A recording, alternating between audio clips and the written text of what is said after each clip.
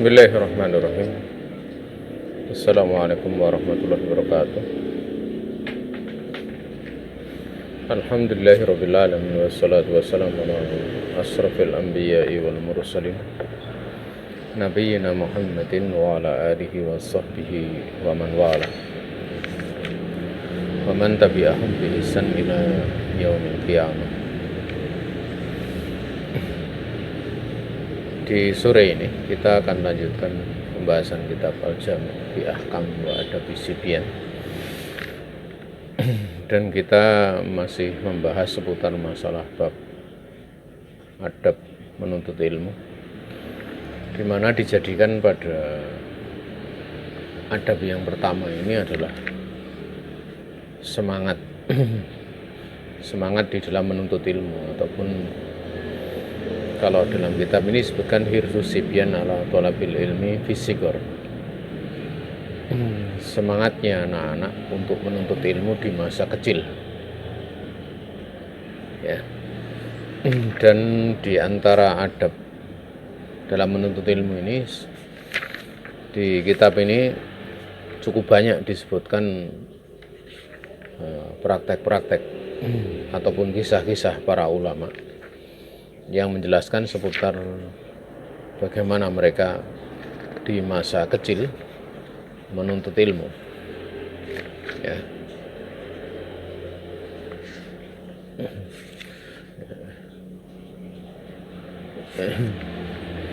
Dan sengaja pula untuk dibahas pada pasal ini dengan lebih diperbanyak, ya,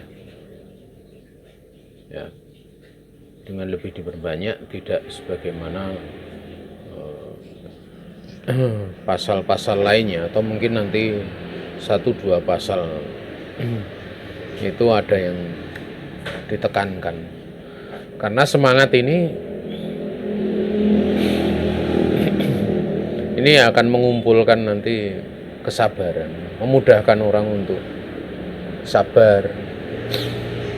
Bahkan biasanya dikarenakan semangat, dia sabar, dia istimror, itu dikaruniai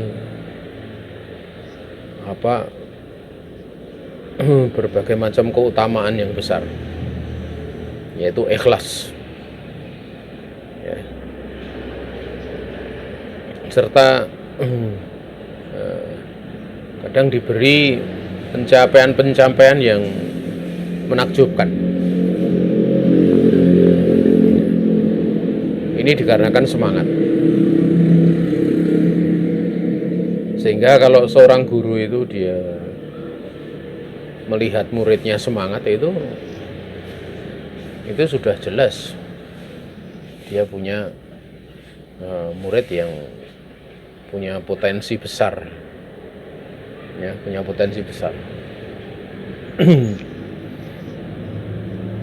Dan orang kadang tidak menyadari masalah ini.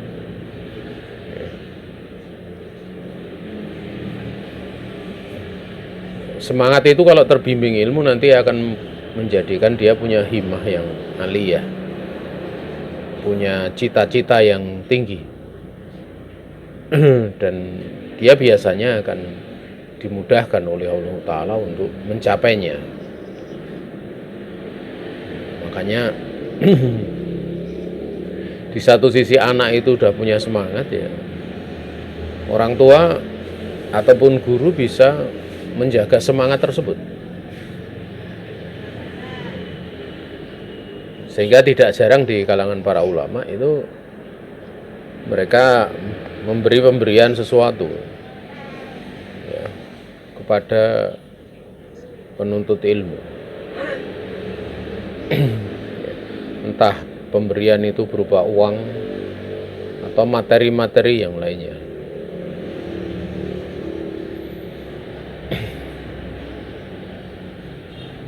Ini sedikit kisah saja, ya. Dulu kalau di antara guru saya itu untuk menumbuhkan semangat, ya,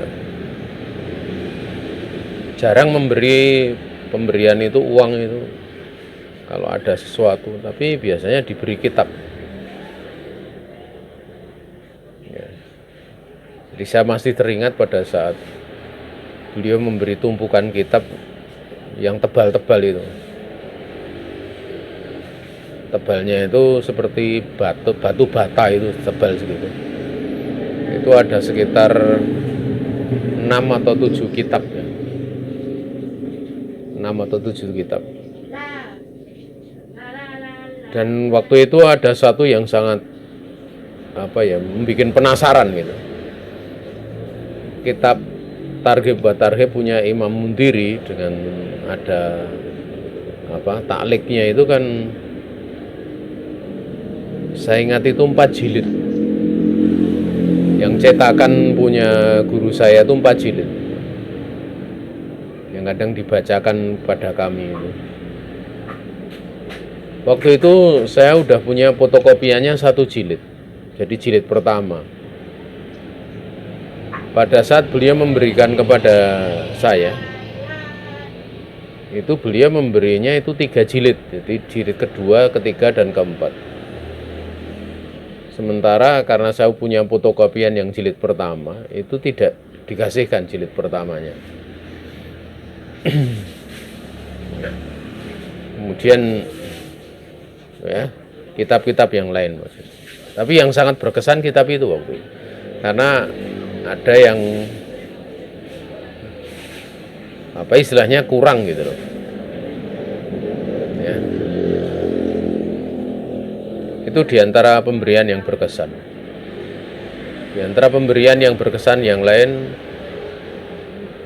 saya waktu itu kadang mencatat di buku itu dengan ballpoint gitu. Ballpoint. Sehingga kitab itu kotor gitu, sana sini banyak coretan ballpoint. Maka beliau masuk ke dalam rumah dan membawakan pensil yang tinggal setengah. Pensil itu waktu itu beliau raut sendiri. Beliau raut ya. Kalau tidak salah pakai pisau ya. Saya agak lupa antara rautan atau pisau. Kemudian setelah itu pensil itu diberikan kepada saya. Sambil senyum, dia mengatakan pakai ini saja gitu. Sampai sekarang masih terkesan. Masih terkesan. Karena kebiasaan saya kalau mencatat nggak pakai buku lain ya, kitab itu aja. Jadi kitab itu saya catat bagian pinggir-pinggirnya atau bagian bawahnya. Dan kebiasaan itu masih berlaku sampai sekarang. Ya. Makanya kitab yang sering dipakai itu wujudnya nggak karuan itu. Ya mungkin sampulnya jebol karena seringnya dipakai. Ya. Bukan kitabnya bersih itu. Ya. Nah itu tindakan-tindakan guru seperti itu kadang membuat supaya kita semangat. Ya, semangat. Dan itu penting. Wallahu ta'ala alam. Hari ini ya, kita itu kalau menuntut ilmu itu semangatnya jauh dibandingkan orang dulu. Sudah punya motor, sudah punya jas hujannya bagus. Ya, itu hujan saja udah nggak datang. Karena mentalnya emang seperti itu. Keimanan kita itu jauh. Ya. Nanti kita bisa lihat bagaimana para a'imah kita di masa dahulu di dalam belajar. Apalagi dulu kalau belajar sama Imam Malik, ya, insya Allah. Imam Malik itu biasanya ada anak muda ya, masih umur belasan, mulai bisa paham, bisa menghafal hadis, sudah hafal Quran itu. Itu biasanya tahu-tahu datang di majelisnya itu dimarahi misalnya. Tidak sekedar itu, kadang dipukul gitu. Imam Malik itu. Sebagainya beberapa kisah itu yang terjadi kepada sebagian orang-orang yang belajar kepada Imam Malik. Ya. Tetapi dengan semangatnya tersebut tetap luar biasa mereka. Bahkan ada seorang ulama yang di depan Imam Malik itu pada saat dipukul dia nangis gitu.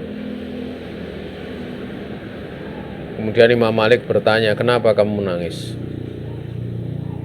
Mayubkika. Maka kemudian anak ini mengisahkan, untuk dia bisa belajar kepada Imam Malik itu mendatangi negerinya, mendatangi kampung di mana Imam Malik tinggal. Itu orang tuanya sampai jual rumah. Tapi ternyata yang didapati di depan Imam Malik, dia menginginkan untuk mendapatkan hadis, tetapi yang dia dapati, dia dapat pukulan dari Imam Malik. Maka kemudian Imam Malik menyampaikan beberapa hadis, sebagaimana beliau menyampaikan hadis kepada Abdurrahman bin Mahdi, seorang ulama dari kota dari Irak sana. Jadi sampai seperti itu. Ya. Wallahu taala a'lam. Di sini qala Al-Mubarak Ibnu Sa'id ra'aitu Asim ibn Abi Najud yaji'u ila Sufyan Ats-Tsauri yastaftihi wa yaqul ya Sufyan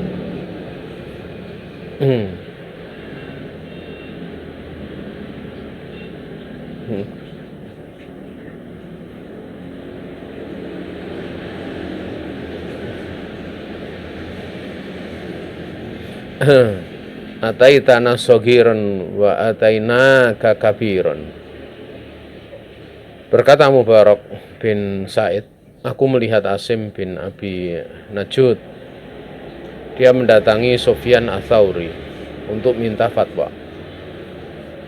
Dan Asim ini berkata, dia minta fatwa, ya Sufyan,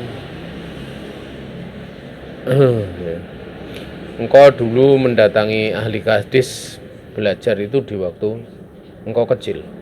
Sementara kami saat ini mendatangi kamu untuk belajar hadis di waktu kami sudah dewasa. Nah ini sebuah kisah ya, bahwa Sufyan Ats-Tsauri sampai punya derajat tinggi ya, karena dia di dalam belajar sejak kecil. Akhirnya orang-orang dewasa belajar kepada beliau, rahimahullahu taala. Di sini menunjukkan bahwa Sufyan Ats-Tsauri di saat belajar itu punya semangat, gitu. Sehingga di waktu dewasa dia menjadi rujukan orang-orang yang seumuran dengan beliau. Kenapa? Karena orang yang seumuran itu mencarinya ilmu baru di waktu dewasa. Mungkin di waktu kecil juga menuntut ilmu, tapi semangatnya tidak sebagaimana Sufyan Ats-Tsauri. Ya, sebagaimana Sufyan Ats-Tsauri.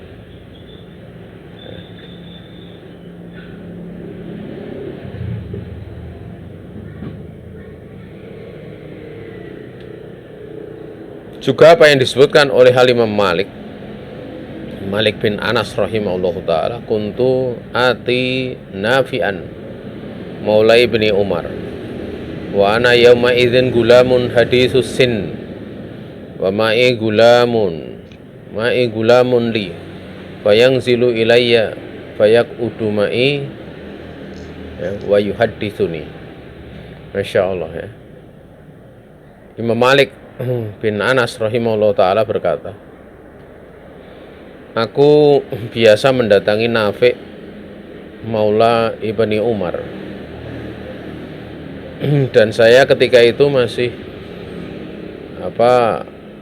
muda, umurku masih belia. Bersamaku juga ada anak muda yang menjadi temanku, wamai gulamun li.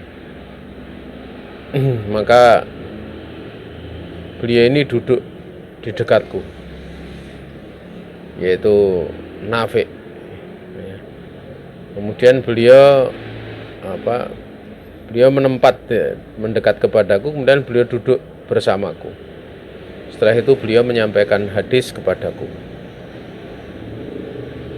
Masya Allah ya.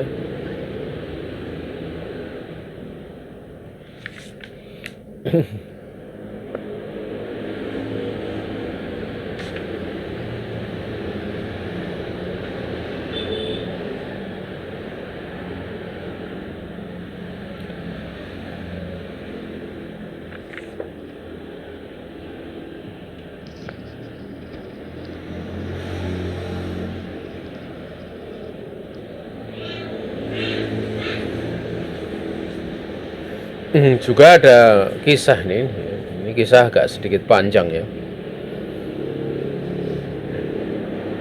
Qala Hisam ibnu Ammar rahimahullahu ta'ala, ini seorang ulama di masa abad ketiga ya, dari Hijriyah.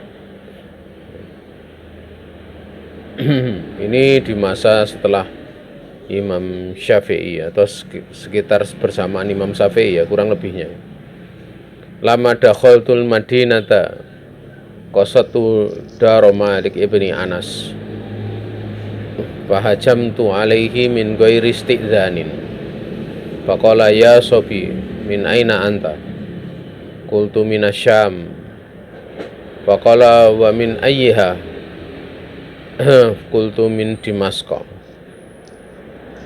qala man adkhalaka alayya qultu dakhaltu walam asta'dzin fa amara gulaman lahu hatta darabani sab'ata asyara darba salatin wa amarani an akhruja wa qa'atu ala babi darihi abaki walam abki lidarbi innama bakaitu li hasrati an la yarwiya li wa hadara baba darihi kubara'u min ashabihi fa qasastu lahum fadakhalu alaihi wa tasaffa'u fa amara hatta udkhiltu alaihi ya.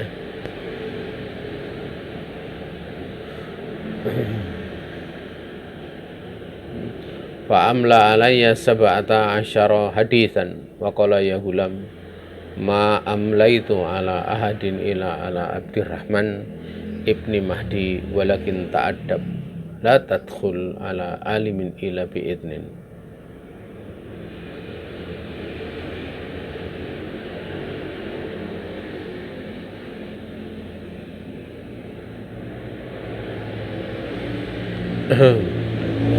Ini ada kisah yang sangat bagus sekali.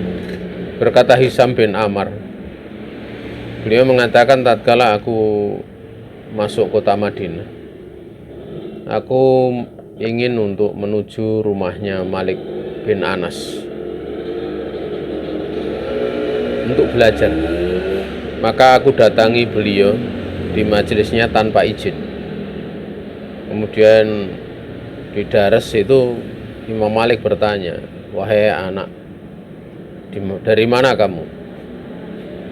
Kemudian aku menjawab, dari Syam. Dari daerah mana Syamnya? Min Dimasqa, dari daerah Damaskus. Kemudian Imam Malik bertanya, siapa yang masukkan kamu untuk duduk di majelisku? Kemudian Hisam bin Ammar ini mengatakan, aku masuk walam asta'dzin, aku masuk belajar kepada kamu tanpa minta izin. Maka Imam Malik memerintahkan pelayan beliau sampai pelayannya itu memukuli aku sebanyak 17 pukulan ya, sabata asarol dorbatan ya, sebagaimana para penguasa memukul. Kemudian Imam Malik itu memerintahkan aku untuk aku keluar dari majelisnya, tidak boleh duduk di majelisnya. Kemudian aku pun duduk di pintu rumahnya beliau sambil aku menangis. Dan aku menangis bukan karena dipukul, namun sesungguhnya aku menangis karena aku menyesal bahwa beliau tidak meriwayatkan hadis kepadaku. Maka di waktu lain aku menghadiri pintu di waktu itu ada para orang dewasa itu menghadiri pintu rumah dari beliau, yaitu orang dewasa yang biasa belajar kepada Imam Malik. Maka di saat itu kemudian aku kisahkan kisahku kepada mereka. Kalau aku datang tanpa minta izin dipukul, kemudian dipukul oleh Imam Malik, oleh pelayannya 17 kali. Ya. Maka mereka pun masuk menemui Imam Malik. Kemudian mereka memberi syafaat kepadaku. Mereka membantuku untuk bisa aku duduk di majelisnya Imam Malik.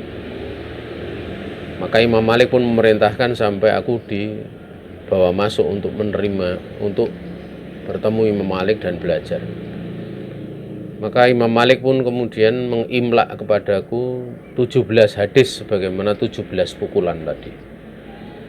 Dan kemudian berkata, ya gulam, ma'amla itu aku tidaklah memenuhi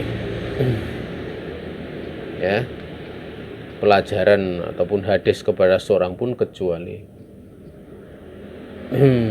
sebagaimana Abdurrahman bin Mahdi itu telah memenuhinya. Artinya Imam Malik melakukan itu karena Abdurrahman bin Mahdi itu seorang tabi'in besar. Sementara Imam Malik itu tabi'ut tabi'in ya.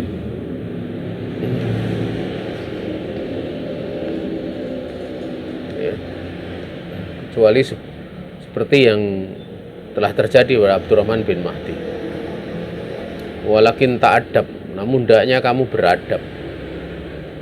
Jangan kamu masuk duduk menuntut ilmu kepada seorang alim kecuali dengan izin.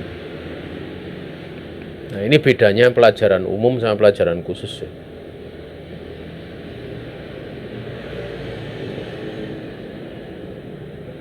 Pelajaran umum ya mungkin bebas orang masuk. Pelajaran khusus, riwayatkan hadis itu enggak sembarangan orang hadir. Ya. Maka ini termasuk di bagian dari adab ya.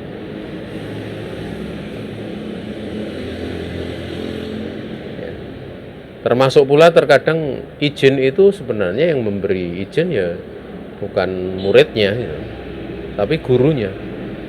Makanya di sini Imam Malik bertanya kepada Hisam bin Amr, man adkhalaka alayya, siapa yang membolehkan kamu masuk menerima aku, bertemu dengan aku. Kalau misalnya itu ada muridnya Imam Malik yang mengizinkan, ini saya ditegur oleh Imam Malik. Tapi ternyata ini tidak minta izin. Jadi pada takosus itu ini termasuk adab ya. Karena yang lebih mengetahui masalah dia belajar atau tidak itu sebenarnya gurunya, bukan muridnya. Ya.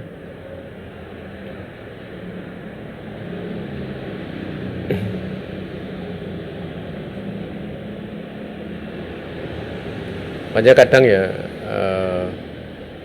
yang kami dapati itu pernah kalau pas pelajaran pelajaran Qatrunada itu kan saya ngajar memang punya syarat yang cukup, tidak sembarangan, tidak setiap orang saya tawar, punya khusus. Kadang ada yang datang tidak tahu dia dapat info dari mana, tahu-tahu kemudian datang ya, biasanya ya nggak lama hilang lagi. Dan terkadang ya Nah, belajar seperti itu pada tingkatan itu kan harus sudah punya apa ya istilahnya, sudah memasuki jiwa penuntut ilmu harusnya. Jiwa penuntut ilmu itu kan semangatnya menuntut ilmu, bukan tasodur, bukan ingin muncul dan lain sebagainya. Tapi dari status-statusnya di media sosial itu jauh daripada itu. Itu pun saya sendiri nggak tahu ya. Karena diberitahu sebagian murid yang lain minta semua. Ya kadang kita prihatin. Dia masuk ke ilmu yang sebenarnya dia belum layak untuk masuk di situ. Ya.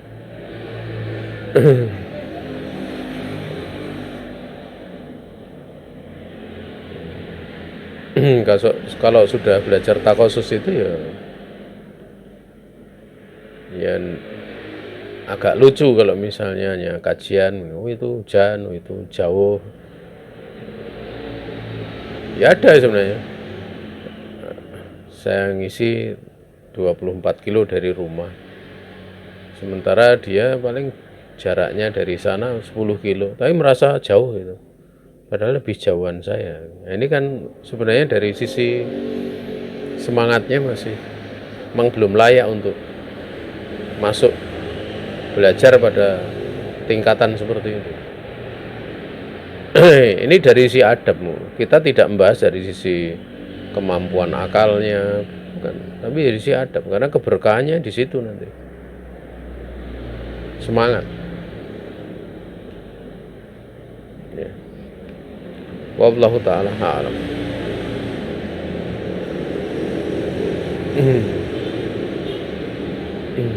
Di riwayat yang lain itu Hisam bin Ammar itu mengatakan seriba abi baitan lahu bi isrina dinaron wa wajjahani lil haji wajahazani lil haji falamma sirtu ilal Madinah ataitu majlis Malik ibni Anas wa ma'i masailu uridu an as'alahu anha wa ataituhu wa huwa jalisun fi hayatil muluk ya wagilmanun qiyamun atau wagilmana qiyamun. Gilmanun setahu saya qiyam. Wa nasu yas'alunahu wa huwa yujibuhum. Falamma qada al majlisu qala li ba'du ashabil hadis sal amma ma'ak. Faqultu lahu ya Aba Abdillah ma taqul fi kadza wa kadza. Faqala Malik hasalna ala sibyan ya gulam ihmilhu fahamalani kama yuhmalu sabi wa ana yauma idzin gulamun mudrikun fadarabani bidirratin misli diratil muallimin sab'a asara diratan wa waqaftu abki wa qala li Malik ibnu Anas ma yubki au ja'atka hadhihi yakni adira qultu inna abi ba'a manzilahu wa wajjaha bi atasarrafu bika wa bis sama'i minka fadarabtani faqala aktubu wa hadatsani sab'a asara hadisan wa sa'altuhu amma kana ma'i minal masail fa ajabani. Ini dalam kitab Tahdhibul Kamal insyaallah. Berkata Hisam bin Ammar, bapakku itu menjual rumah punya dia senilai 20 dinar dan beliau mempersiapkan diriku untuk haji. Maka tatkala aku tiba di kota Madinah sebelum ke kota Mekah hajinya, ini kan dari Damaskus, jadi dari utara, datangnya lewat Madinah dulu. Maka aku datangi majelisnya Malik bin Anas. Sementara pada diriku punya masalah-masalah yang ingin aku tanyakan kepada beliau tentang masalah itu. Maka aku pun mendatangi beliau, sementara beliau itu waktu itu dalam keadaan duduk semisal para duduknya raja. Karena beliau Imam Malik itu kalau ngajar duduknya di atas ya. Waktu itu ada pelayan-pelayan beliau yang berdiri di sampingnya ya. Dan manusia waktu itu bertanya kepada beliau, kemudian beliau akan memberikan jawaban. Tatkala selesai majelis, sebagian dari ashabul hadis yang ada di situ itu berkata kepadaku, sal amma ma'ak, tanyakan saja dari apa yang ada padamu. Fakultu lahu, maka aku pun berkata, ya Aba Abdillah, kunyahnya dari Imam Malik, matakul fi kada wa kada, apa yang kamu katakan kalau ada persoalan seperti ini dan persoalan seperti ini. Maka Imam Malik itu tidak menjawab, hasalna ala sibya. Nah, kita dapati anak kecil ini. Dan Imam Malik sudah tahu kalau anak kecil itu belum punya adab.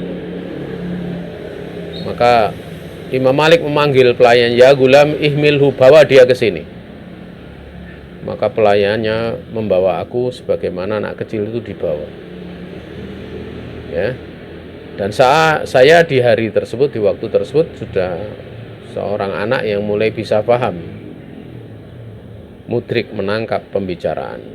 Maka Imam Malik memukulku dengan alat pukulan semisal alat pukulan para pengajar ya, semacam rotan itu.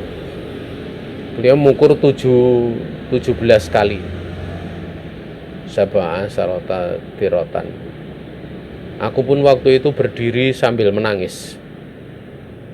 Kemudian Imam Malik berkata kepadaku, apa yang menyebabkan kamu nangis? Apa pukulan ini, dira ini, itu menyakiti kamu? Maka aku kemudian menjawab, sungguhnya bapakku itu telah menjual rumahnya. Dan beliau mengarahkan diriku untuk diriku itu bisa mengambil kemuliaan yang ada padamu, yaitu hadis. Dan juga untuk bisa mendengar hadis darimu, tapi justru kamu mukuli aku. Maka waktu itu Imam Malik kemudian mengimlak hadis ya. Sehingga Hisam bin Ammar dia mengatakan aktubu, aku mencatat ya. Fahadasani, dia menceritakan hadis kepadaku sebanyak 17 hadis. Kemudian aku bertanya kepada beliau persoalan-persoalan yang ada pada diriku. Beliau pun menjawabnya. Ini menunjukkan semangat luar biasa dari seorang anak. Walaupun dia posisinya sampai dipukul, tidak menghentikan untuk belajar.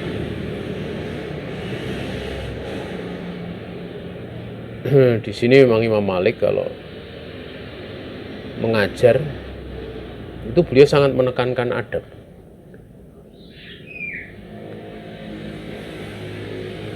Makanya sampai Imam Syafi'i rahimahullah ta'ala itu waktu belajar sama Imam Malik itu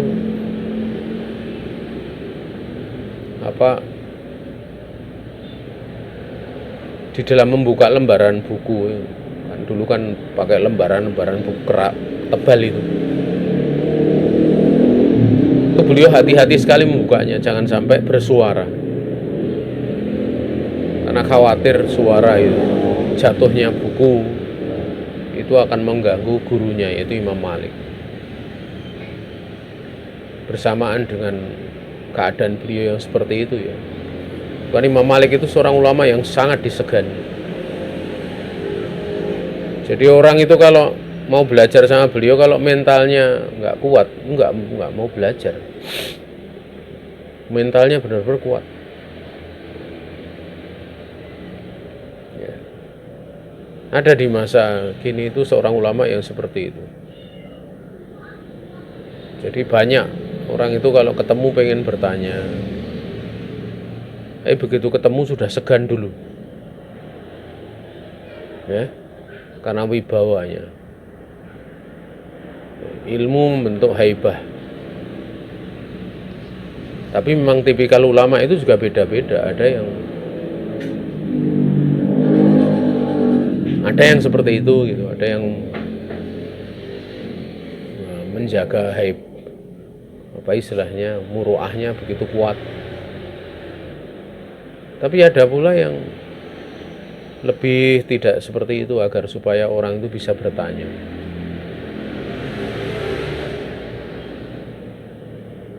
Ya, kadang nggak muruah kalau begitu kuat dijaga, ya kadang orang yang mau bertanya nggak jadi bertanya, itu juga bisa.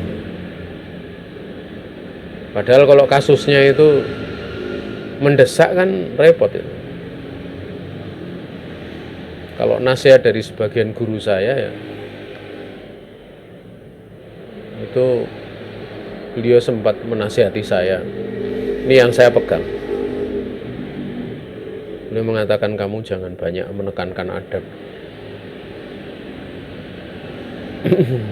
Karena di masa kita seperti ini, masa yang orang itu sangat sedikit mempelajari ilmu agama. Kalau ditekankan itu nanti makin sedikit lagi orang yang belajar. Ya karena pesan beliau itu loh. Sekalipun kadang secara pribadi datang pertanyaan jam 11 malam. Itu kalau mampu akan kami usahakan dijawab. Bahkan pernah saya masih ingat di dalam dars ba'da maghrib, itu ada pertanyaan, sebenarnya bukan dia yang bertanya, tapi dia dapati kasus seorang istri lari dari rumah suaminya. Sudah ngaji itu, tapi memang karena adanya kesalahan dari suami, sering ditinggal pergi. Yang kedua sering bicara dikit-dikit ta'adud gitu, nikah lagi gitu. Akhirnya suaminya, istrinya itu pergi dari rumah ke rumah orang tuanya. Nah, suaminya itu pengen untuk istrinya balik, dibawa ke rumah. Nah, istrinya itu kemudian mempersyaratkan, saya mau dibawa balik ke rumah, ada 2 syarat. Syarat yang pertama itu suaminya jangan pergi-pergi terus. Hendaknya kalau pergi itu ada waktunya, tapi kok setiap hari pergi terus. Ya. Nggak tahu perginya itu balik atau enggak, saya kurang tahu, yang jelas seperti itu. Kemudian yang kedua, jangan bicara tentang ta'adud lagi.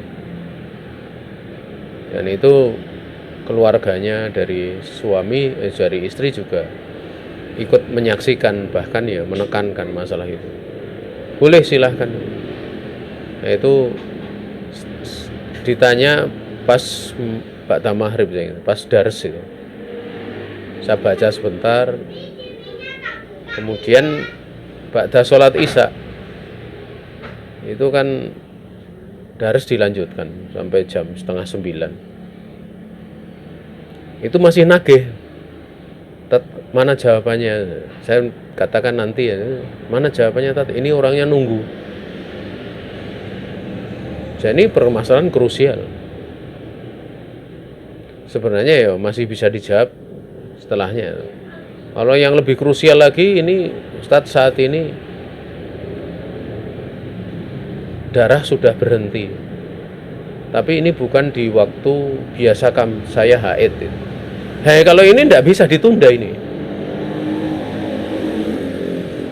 Ya jawab ya saat itu, karena menyangkut masalah sholat dia, masalah ibadah dia.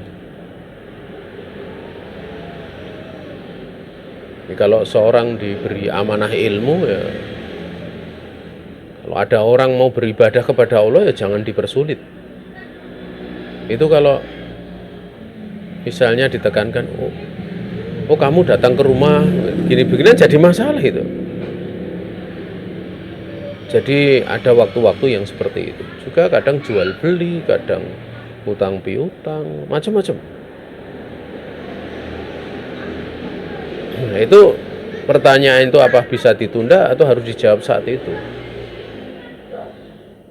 Pernah pula ini ada orang baru masuk Islam, ada dekat saya, dekat saya. Bagaimana dia sholat? Dia belum bisa Al-Fatihah, belum bisa ini itu dan yang lain sebagainya. Saya sampaikan hadis Nabi alaihi salatu wasallam seputar bagaimana tata cara sholat orang yang belum hafal Al-Fatihah itu. Nah, karena ini menyangkut langsung ibadah kepada Allah. Kalau lihat krusialnya seperti itu, ya betapa dibutuhkannya orang yang punya ilmu di dalam dia tentunya dijadikan tempat bertanya bagaimana dia bisa bermuamalah kepada Allah dengan muamalah yang baik, ya. Nah, disitulah saya kalau pas dilihat kasus-kasus seperti itu jadi ingat guru saya. Nah, beliau senantiasa menasihatkan seperti itu, ya, kamu jangan menekankan adab begini. Tentunya bukan berarti adab tidak penting, bukan. Tapi tatkala terbenturkan pada konteks-konteks tertentu, kadang adab itu dikesampingkan dulu. Seperti Nabi alaihi salatu wasallam itu kadang didatangi A'rabi dengan cara tidak adab. Tapi Nabi tidak menekankan adab. Tapi bagaimana mereka itu bisa menerima apa yang disampaikan Nabi? Karena ditekankan adab, mereka nggak jadi bertanya. Ini konteks-konteks seperti itu. Kalau itu terjadi dulu pada A'rabi, ya kira-kira kita itu A'rabi atau bukan? Kan gitu. Karena kita itu kan jauh dari penuntut, dari ulama itu. Dan tinggal kita walaupun di kota, ya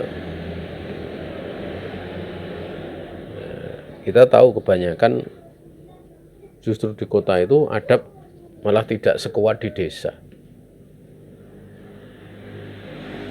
Berbagai macam penunjukan seperti itu bisa kita menjadikan kita tersadar, ya, tersadar. Wallahu ta'ala alam. Ini saja yang bisa disampaikan, ya. Besok masih ada kisah-kisah yang lain dan tetap akan ini mudah-mudahan pada pertemuan akan datang selesai, ya. Karena tinggal beberapa kisah lagi, sekitar 6 atau 7. Kita baca agak cepat pada pertemuan yang akan datang, mudah-mudahan bisa terwujud, ya. Ada salah datang dari pribadi diri saya sendiri dan dari setan, saya istighfar kepada Allah Ta'ala. Kalau ada benar semata-mata keluasan rahmat Allah Ta'ala yang diberikan kepada kita. Subhanaka Allahumma bihamdika asyhadu an la ilaha illa anta astaghfiruka wa atubu ilaik. Wassalamualaikum warahmatullahi wabarakatuh.